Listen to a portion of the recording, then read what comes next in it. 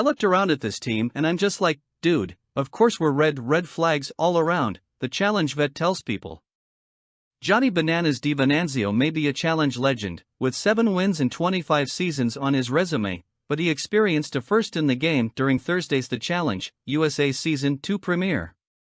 When Survivor's Cassidy Clark made the first pick of the game for her team, she chose challenge veteran Corey Wharton over DiVinanzio, 41, and the other male challenge vet Wes Bergman.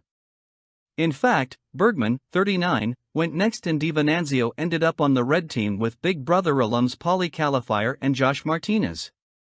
This is the first time I've ever been picked last, DiVinanzio tells People. I think even when I was in elementary school, I never really got picked last for kickball or anything. Clark, 27, explained in an on-camera interview during Thursday's premiere that she thought Wharton, 32, had less of an ego than Bergman or DiVinanzio. I think Cassidy got a read on me that I don't necessarily think was all that accurate, DiVinanzio says.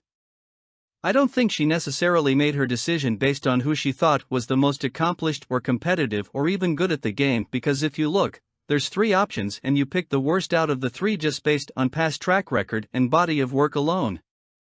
As a result, The Real World, Key West alum says he ended on a dumpster fire of a team, which also included Jonna Mannion, Stevens, Survivor's Michelle Fitzgerald, Dusty Harris and Chanel Howell and Big Brother's Tiffany Mitchell. I looked around at this team and I'm just like, dude, of course we're red flags all around, DiVinanzio says. I knew it was going to be an uphill battle with Team Red Flags. Despite not being excited about his teammates, DiVinanzio thought they came together during the first challenge, which the blue team won. We actually performed really well out of the gate though, surprisingly, he says. By all intents and purposes, we should have won that first challenge. We physically were a great team. It was just getting us all on the same page, and there was so many different people working in so many different directions, which was clear from the first nomination we had when we nominated our own team. DiVinanzio also says the anonymous voting twist made all the difference. It really played into the favor of the Big Brother, Survivor players a lot more than it did us, the reality star says. On the challenge you're used to, if you're going to vote, you got to say it with your chest to the person's face. And then you got to be willing to deal with the consequences.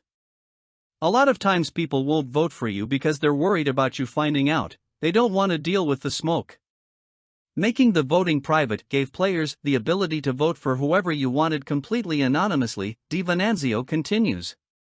Especially in the early go-in, I'm not used to getting that many votes on me. And I think the reason why is because people knew they could do it anonymously and not have to deal with the repercussions. Following the anonymous vote, host TJ Lavin picked a name at random from the hopper, another surprise on this season. Only thing we knew is that regardless of the format we were effed, DiVinanzio jokes of what he knew about USA Season 2's format before showing up. But mentally, you prepare for the unexpected. You don't know what it's going to be, and you don't stress yourself out over trying to figure out the format of the game. The more flexible you are, the easier you're able to pivot and adapt, the easier the game is going to be for you. While the secret voting might have been familiar to Big Brother and Survivor alums, the Death, Taxes, and Bananas podcast host says those competitors weren't used to someone coming back after being thrown in. Just because I get sent in, doesn't mean I'm going home, DiVinanzio says.